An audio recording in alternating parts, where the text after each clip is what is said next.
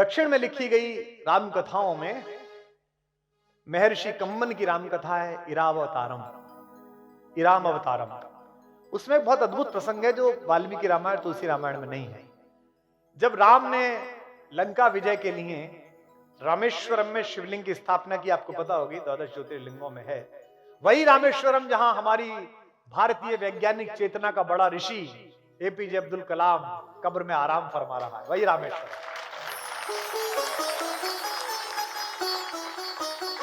जब उन्होंने शिवलिंग की स्थापना की तो उन्होंने कहा कि आसपास कोई आचार्य ढूंढ के लाइए, कोई पुजारी, कोई ब्राह्मण ढूंढ के लाइए जो मेरा यज्ञ करा दे। तो जामवंत ने कहा कि महोदय, इस जंगल में समुद्र तट पर केवल पेड़ हैं, वनवासी हैं, हम में से तो किसी को पता नहीं है। तो उन्होंने कहा आचार्य ऐसा लाइए जो शैव और वैष्णव परंपराएं दोनों का सम्मिलन हो, जिसे दोनों चीजें आती हो। तो जामवंत ने कहा कि ऐसा तो एक ही आदमी है पर वो हमारा शत्रु है। पुलस्त मुनि का नाती है, वैष्णव है और शिव का भक्त है, दोनों परंपराओं का पोषक है और कर्मकांडी है, सब जानता है। तो राम ने कहा कि एक बार जाके देखिए, बात करके देखिए। तो ये इरावतारम में कथा आती है, कितनी अच्छी है। दुश्मन भी हो तो ऐसा हो, सामने वाला भी। हाथ में आंख में पानी नहीं, हाथ में खंजर नहीं, आंखों में पानी चाहिए। राहत भाई का शेर है, हाथ में खंजर नहीं, आंखों में पानी चाहिए। ऐ खुदा, दुश्मन भी हमको खानदानी चाहिए।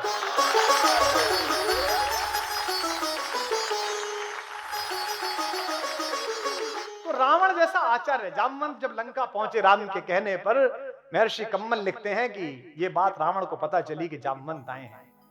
जामवंत उनके पितामह के दोस्त रह चुके हैं, तो उनको लगा कि मेरे बाबा के दोस्त हैं तो आदर करना चाहिए। उसने राक्षसों से कहा कि मेरे महल तक का रास्ता बताने के लिए उन्हें कष्ट ना हो, हर जगह राक्षस हाथ जोड़कर खड़े हो जाए और जिधर की तरफ इशारा कर दें उधर जामवंत चलें। कथा आती है कंब की रामायण में, महर्षि कम्बन की, कि जामवंत चूंकि शरीर आकार बड़ा था उनका, तो उनको रास्ता दिखाते दिखाते रावण के पास तक ले गए। उन्होंने, रावण ने उन्हें प्रणाम किया, खड़े होकर पैर छुए और कहा कि मैं आपका स्वागत करता हूं राक्षस राज रावण, किस लिए आप आए हैं? तो उन्होंने कहा मैं चाहता हूं कि मेरे यजमान की आप आचार्य बन जाएं। तो उसने कहा कि स्वीकृति से पूर्व मुझे विचार करना पड़ेगा और विचार में देरी लगेगी, तो अगर आप आसन ग्रहण कर लेंगे तो अच्छा होगा, मैं भी बैठ पाऊंगा। जामवंत बैठ गए। रावण ने पूछा कि आपका यजमान कौन है? तो जामवंत ने कहा कि अयोध्या के राजकुमार महाराज दशरथ के पुत्र श्री राम मेरे यजमान हैं और वे एक यज्ञ करना चाहते हैं, भगवान शंकर के विग्रह को स्थापित करके शिवलिंग को पूजा करना चाहते हैं अपने एक बड़े काम के लिए।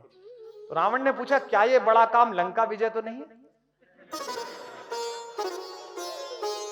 जामवंत ने कहा आचार्य आप ठीक समझ रहे हैं, ये लंका विजय का यज्ञ है, तो क्या आप आचार्य पद स्वीकार करेंगे? रावण भी प्रतिभाशाली था, उसे पता था कि कौन व्यक्ति आया है मुझे आचार्य बनाने के लिए, इतना बड़ा अवसर मिल रहा है। उसने कहा कि मैं उनके विषय में ज्यादा नहीं जानता, लेकिन वे दूतों के प्रतिपालक हैं, वे अपने दूत को बहुत अच्छी तरह रखते हैं और ऐसे मर्यादावादी यजमान का आचार्य बनना मुझे स्वीकार है, जाकर उनसे कह दीजिए कि मैं आऊंगा। यह है रावण, जिसके घर में मां सीता सुरक्षित नहीं, शील के साथ सुरक्षित नहीं। यह है रावण। उस समय का शत्रु भी कैसा है राम का। तो जामवंत ने पूछा कि क्या व्यवस्था करनी पड़ेगी, क्या क्या सामान मंगाने पड़ेंगे? तो आचार्य रावण ने कहा कि चूंकि हमारा यजमान वनवासी है और अपने घर से बाहर है, इसलिए शास्त्र की परंपरा है कि अगर यजमान का घर ना हो, बाहर कहीं पूजा करानी पड़े, तो सारी चीजों की तैयारी आचार्य को स्वयं करनी होती है। तो आप कह दीजिए अपने यजमान से कि वो केवल नहा धोकर स्नान करके व्रत के साथ तत्पर रहे, मैं सब चीजें कर दूंगा। अब उसने अपने लोगों को बुलाया और कहा कि भाई पूजा कराने के लिए जाना है, ये सब सामान तैयार करो।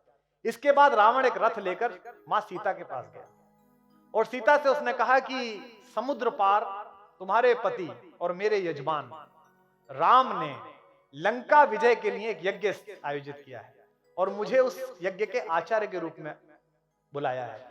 अब चूंकि जंगल में रहने वाले किसी भी यजमान की सारी व्यवस्था करना आचार्य का काम होता है, इसलिए उसकी अर्धांगिनी की व्यवस्था करना यह भी मेरे जिम्मे है।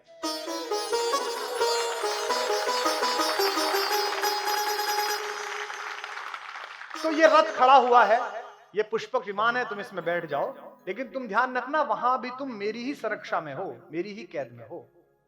और मैं आचार्य रावण तुमसे ये कहता हूं कि तुम मेरे यजमान की अर्धांगिनी के नाते, अर्ध यजमान के नाते इस पर बैठ जाना। कम्मन राम कथा में प्रसंग आता है कि यह सुनकर देवी सीता ने रावण को आचार्य कहकर प्रणाम किया, जो आज्ञा आचार्य। और अगली बात सुनिए, और उनके प्रणाम करने पर उसी रावण ने देवी सीता को अखंड सौभाग्यवती भव का आशीर्वाद दिया।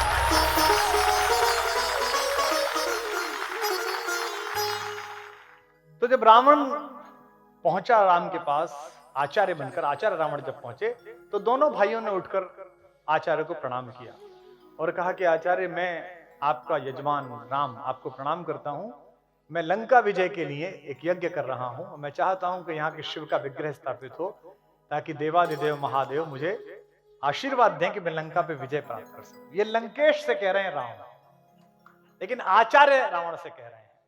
आचार्य ने कहा कि मैं आपके यज्ञ को पूरी तरह संपादित करूंगा और ईश्वर महादेव चाहेंगे तो आपको उस यज्ञ का फल प्राप्त होगा। ये रावण ने कहा। तैयारियां शुरू करिए तो बताया कि हनुमान गए हैं शंकर का विग्रह लेने के लिए, शिवलिंग लेने के लिए। अब हनुमान गए हैं तो ये भी पता नहीं कि वो महादेव को डायरेक्ट लाएंगे या कोई शिवलिंग लेके आएंगे, क्योंकि हनुमान की तो इस चीज में एक्सपर्टीज है कि उन्हें दवाई मंगाने भेजो तो मेडिकल स्टोर ले आते हैं उठा के। तो आचार्य रावण ने कहा कि पूजा में देरी संभव नहीं है, मुहूर्त नहीं टल सकता, इसलिए आप बैठिए और आपकी धर्म पत्नी वे कहाँ है, उन्हें बुलाइए। तो राम ने कहा कि आचार्य, मेरी धर्म पत्नी तो उपस्थित नहीं है यहाँ पर, तो ऐसी कोई शास्त्रीय विधि हो जिसमें उनकी अनुपस्थिति में यह यज्ञ हो जाए। तो रावण ने कहा यह संभव नहीं है, केवल 3 प्रकार से इसकी अनुमति है।